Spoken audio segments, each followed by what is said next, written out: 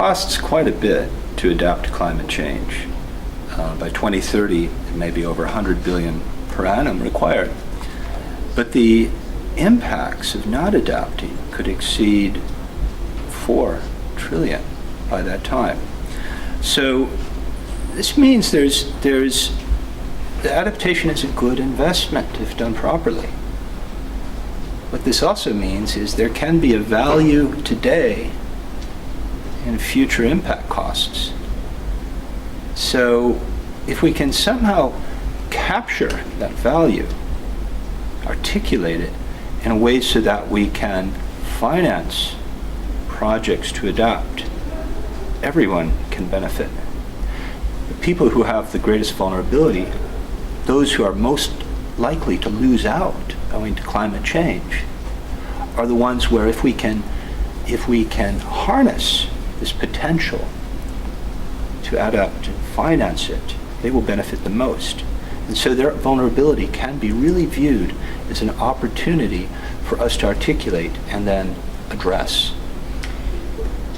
Is the trouble with that while it's an opportunity for the people who need the help, the major donors who are often going to be developed countries are not likely to see it as such an opportunity because perhaps they're not the ones who are going to suffer the most? We can talk about attributing blame. We can talk about who is responsible. I think it's clear who created the emissions, but that's not really a useful debate.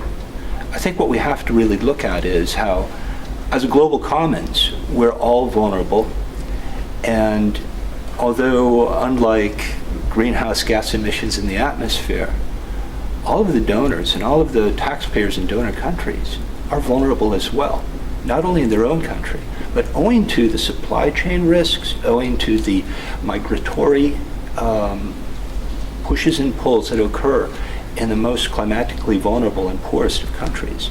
So they have it in their interests to tackle this. The problem is they don't spend the money that's required to do that. This is where we need to come up with new approaches to capture more of that good investment value. And this is where you need to have some sort of credit, some sort of mechanism to articulate that then, if you put a price on, can result in a potential new revenue stream that can then serve to provide project finance, including from the private sector, that can then bring about the enhanced adaptive capacity that we've talked about, but also reduce the sensitivity of vulnerable communities. That is good for really everyone. So in the same way we have carbon credits and other forms of ways of measuring different causal factors or anything else in the whole climate issue, do you think we need some kind of credit? Is that what you're sort of suggesting in order to evaluate the effectiveness of projects? Yes, we need it. If we don't have it, then we're going to have a very fragmented approach towards how we address climate vulnerability. And what's going to be in each credit? Are there a sort of a different number of factors?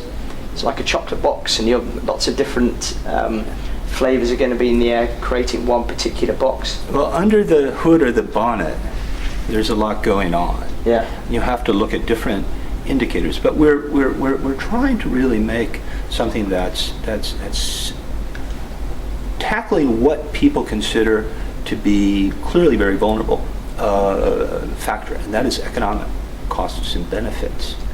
So this doesn't always mean revenue produced, but it can mean the risk that if someone is sick owing to factors including climate change, that they're not able to be as productive as citizens. They're not able to take care of their children and provide education for them.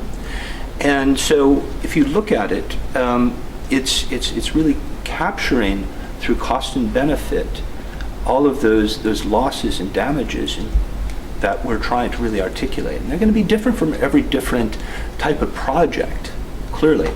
But once we can do that, then we do have a universal outcome, a credit.